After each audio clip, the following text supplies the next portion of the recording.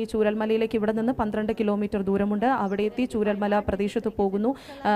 എനിക്ക് തോന്നുന്നത് ഈ തിരഞ്ഞെടുത്ത 4 കുടുംബമെന്ന് പറയുന്നവർ കൽപ്പറ്റയിൽ വെച്ചിട്ടാണ് പ്രധാനമന്ത്രിയുമായി സംവദിക്കുന്നതെന്നാണ് അറിയുന്നത്. ഇതൊരു കൂടിയാണ് നമ്മൾ ഈ കാണുന്നത്. നേരത്തെ ഇതാ ചൂരൽമല ഉരുളെടുത്തു പോയിട്ടുള്ള ആ ഭൂമിയുടെ അവിടെ വ്യോമ നിരീക്ഷണം നടത്തിയിരുന്നു പ്രധാനമന്ത്രി. മുഖ്യമന്ത്രിയും ഗവർണറും ഒക്കെ അദ്ദേഹത്തിനൊപ്പം തന്നെ ഉണ്ടായിരുന്നു. അവിടെ നിന്ന് അദ്ദേഹം നേരെ വന്ന് കൽപ്പറ്റയിലേക്ക് നേരെ കൽപ്പറ്റയിലേക്ക് എത്തിയിട്ടുള്ള ഹെലികോപ്റ്റർ അങ്ങോട്ടേക്കായിരുന്നു പോയത്. ചുരൽമലയിലേക്കും മുണ്ടക്കൈയിലേക്കുമായിരുന്നു പോയത്. അവിടെ നിന്ന് അതിനകത്ത് നിന്നുള്ള ഹെലികോപ്റ്ററിനകത്ത് നിന്നുള്ള ദൃശ്യങ്ങളാണ് നമ്മൾ കാണുന്നത്. പ്രധാനമന്ത്രി ഒപ്പമുള്ള മുഖ്യമന്ത്രിയും ഗവർണറും ഒക്കെയും ആ കാര്യങ്ങൾ പ്രധാനമന്ത്രിയെ വിശദീകരിച്ചു കൊടുക്കുന്നു. എന്താണ് സംഭവിച്ചത് നമുക്കറിയാം. അവിടങ്ങളിലൊക്കെ വീടുണ്ടായിരുന്ന മണ്ണാണ്. ആ കാര്യങ്ങളൊക്കെ അദ്ദേഹത്തോട് പറയുന്നു. ഒപ്പം തന്നെ അദ്ദേഹം മറ്റ് സഹായത്തോടു കൂടി ഡിജിറ്റൽ ഉപകരണങ്ങളുടെ സഹായത്തോടു കൂടി അവിടെ സംഭവിച്ച കാര്യങ്ങൾ അദ്ദേഹത്തിന് വിശദീകരിച്ച് നൽകുകയാണ്. അദ്ദേഹത്തിന്റെ വ്യോമ നിരീക്ഷണം അദ്ദേഹം നടത്തിയിരുന്നു.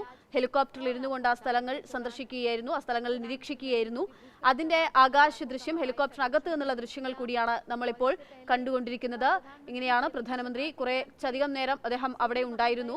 അവിടെ നിന്ന് കാര്യങ്ങളൊക്കെയും വിലയിരുത്തുകയും പഠിക്കുകയും ചെയ്തിരുന്നു. ഈ ദുരന്ത ഭൂമിയൊക്കെ കണ്ട് അദ്ദേഹത്തിന് മനസ്സിലായിട്ട് വേണം എന്താണ് അദ്ദേഹം വയനാടിനായി ചെയ്യാൻ പോകുന്നത്, ഇതൊരു ദേശീയ ദുരന്തമായി അദ്ദേഹം പ്രഖ്യാപിക്കുമോ എന്നുൾപ്പെടെയുള്ള കാര്യങ്ങൾ നമുക്കറിയാനായി ആ നിരീക്ഷണത്തിന്റെ ദൃശ്യങ്ങൾ കൂടിയാണ് ഇപ്പോൾ പ്രേക്ഷകർ മാതൃഭൂമി ന്യൂസിലൂടെ കണ്ടുകൊണ്ടിരിക്കുന്നത്. അദ്ദേഹത്തിന് കാര്യങ്ങളൊക്കെ പറഞ്ഞു മനസ്സിലാക്കി കൊടുക്കുന്നുണ്ട്. എന്താണ് സംഭവിച്ചത്, അവിടെ ആ വീടുകൾ ഉണ്ടായിരുന്നു എന്നുൾപ്പെടെയുള്ള ഒരുപക്ഷെ നമുക്കും ഇന്ന് കാണുമ്പോൾ അവിടെ എന്തായിരുന്നു മുന്നേ ഉണ്ടായിരുന്നത് എന്ന് നമുക്ക് ചിന്തിക്കാൻ പോലും പറ്റില്ല. അത്രമേൽ വീടുകളൊക്കെ ഉണ്ടായിരുന്ന ജനവാസ യോഗ്യമായിട്ടുള്ള തീർത്തും ജനങ്ങൾ തിങ്ങിപ്പാർത്തിരുന്ന ഒരു സ്ഥലമായിരുന്നു.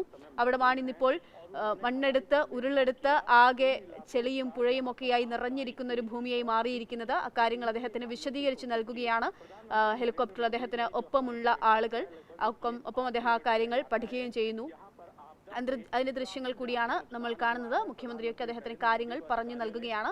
അതിനുശേഷമാണ് അദ്ദേഹം കൽപ്പറ്റയിലേക്ക് എത്തുകയും ഇപ്പോൾ അദ്ദേഹം മൂപ്പൻസ് ആശുപത്രിയിലേക്ക് പുറപ്പെടുകയും ചെയ്തിരിക്കുന്നത്.